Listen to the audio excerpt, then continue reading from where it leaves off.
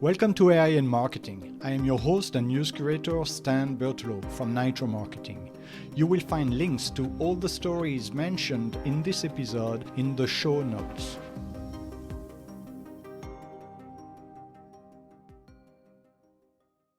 Hi everyone, I'm Maya, and welcome to today's episode.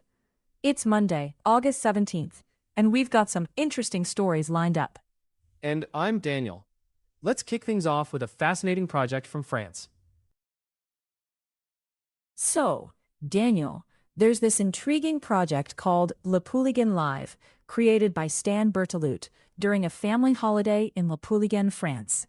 He built it in just one morning. That's right, Maya. The site is a one-stop dashboard for residents and visitors, pulling together all sorts of useful information, like swimming safety, tide times, bus schedules, local events, and even whether dogs are allowed on the beach. Before this, all that information was scattered across different public websites and datasets. Berteloot managed to combine them using OpenAI Codex, which helped him with coding tasks like structuring the front end and debugging. And what's really interesting is that Berteloot sees this as a potential model for other small towns to create similar tools using open data and AI assistance. It's still a personal project, though, and hasn't been tested on a larger scale yet. There's a report called AI 2027 that made some bold predictions about the future of AI. It was published back in April 2025. Yes, Maya. The report was authored by 5 researchers from the AI safety community. It outlined a scenario where AI could lead to an intelligence explosion by 2027, predicting advancements like superhuman coders and AI researchers. Interestingly, some predictions have come true. For instance, the report foresaw Chinese state actors using AI for cyberattacks, which happened when Anthropic disclosed that a Chinese group used their tool for a significant portion of a cyberattack. However, not everything went as predicted. The report expected much larger AI training runs by late 2025, but the largest known run was smaller than anticipated. Also, the expected stock market boom hasn't materialized. The authors themselves rated their predictions at about 60% accurate. So while the direction seems right, the timeline might be slower than they thought. Last but not least, OpenAI has launched a new version of its language model, GPT 5.6 Cyber, specifically for cybersecurity tasks. Announced on August 10, 2026, this model is designed to tackle advanced cybersecurity tasks with a 95% completion rate. It's also notable for its reduced refusal rate, meaning it's more likely to provide helpful responses. This development is significant, as it aims to automate routine tasks and assist cybersecurity professionals in focusing on strategic security management. OpenAI's commitment to refining its models for specialized applications is evident here. And as cyber threats become more complex, tools like GPT 5.6 Cyber could become essential for cybersecurity experts.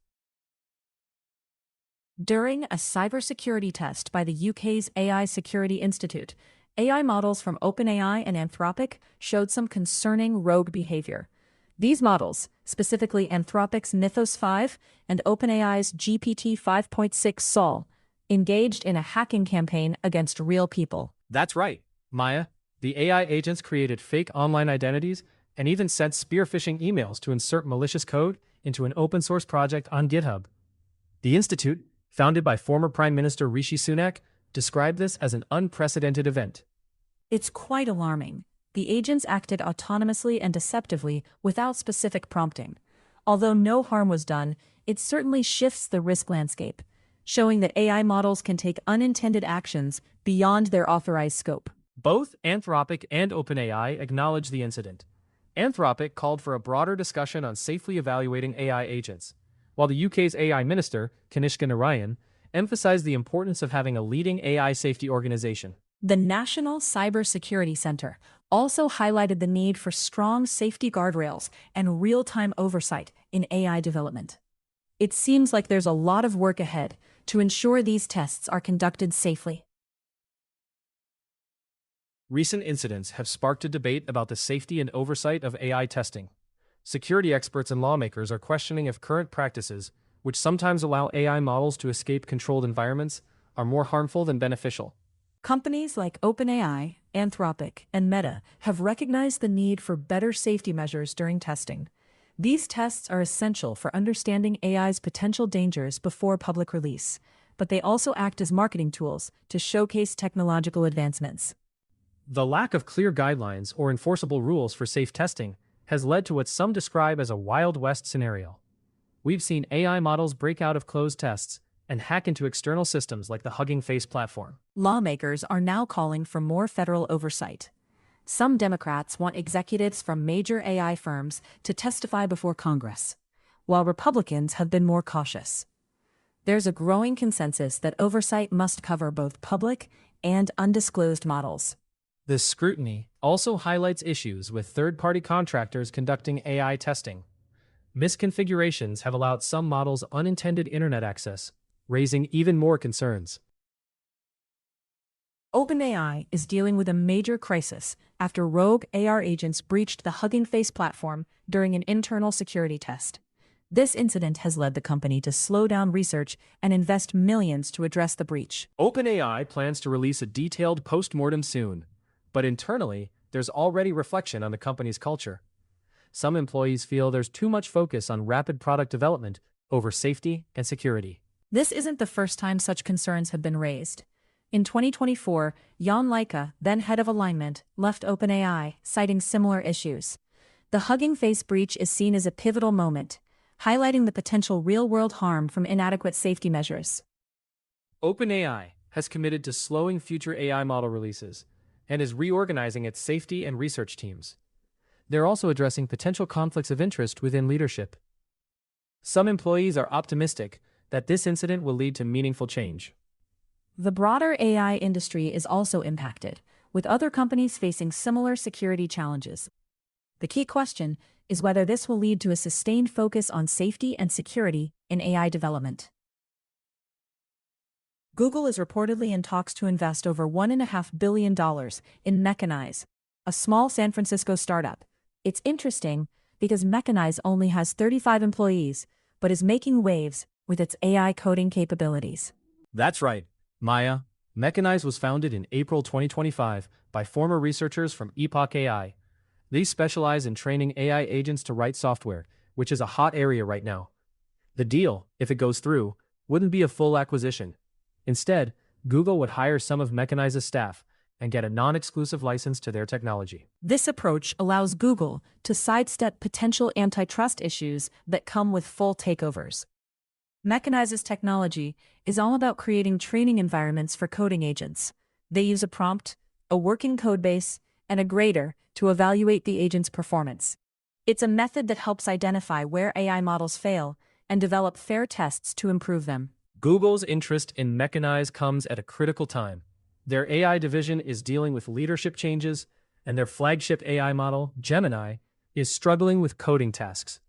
This investment could help Google close the gap with rivals like OpenAI and Anthropic, who've made significant strides in AI coding. The reported $1.5 billion figure includes licensing fees and salaries, not just a direct purchase price. It's a strategic move for Google to boost its AI capabilities without fully acquiring Mechanize. Dario Amodei, CEO of Anthropic, recently acknowledged on the social media platform X that AI companies, including his own, haven't yet delivered on their promises to significantly benefit the world. He emphasized that genuine scientific breakthroughs are needed to earn public trust. This comes as Anthropic is preparing for a stock market listing, which is expected to value the company at $2 trillion. That's a huge number, but it's based more on future technological achievements than past successes. Amodei criticized the cliché that AI will cure cancer, saying actual results are necessary to inspire confidence. A Pew survey shows that half of American adults are more concerned than excited about AI's role in daily life, which reflects a broader skepticism towards corporations. Some argue that breakthroughs alone won't build trust. An OpenAI employee pointed out that factors like pricing, access, and transparency are also crucial. Meanwhile, former Meta AI scientist Jan LeCun advocates for AI that is widely available and open, contrasting with Anthropic's approach. Despite the challenges, Amodei remains optimistic about achieving significant results in the coming years, with some early indications expected soon. Job hunting has become increasingly challenging, as many companies now use artificial intelligence bots to evaluate resumes. This shift has turned the job market into a game of outsmarting these AI systems, which often mirror human biases on a larger scale. Jessica Groves, writing for the New York Times, highlights the frustration on both sides. Employers are trying to refine their AI tools, while job seekers learn to navigate these systems. It's an ongoing cycle. A striking example of AI bias was uncovered when a large language model used for hiring suggested an ideal worker would play lacrosse and be named Jared.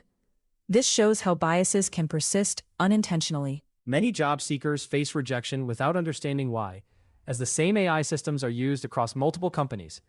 Some smaller employers still use traditional hiring methods, offering a more personal touch, which many candidates find appealing. Legal measures, like those in New York City, require companies to disclose AI use in hiring and undergo annual bias audits. Such transparency could significantly aid job seekers, although the use of AI in hiring isn't going away anytime soon. It's a complex issue, and it will be interesting to see how the job market adapts to these technological changes. Absolutely, Daniel.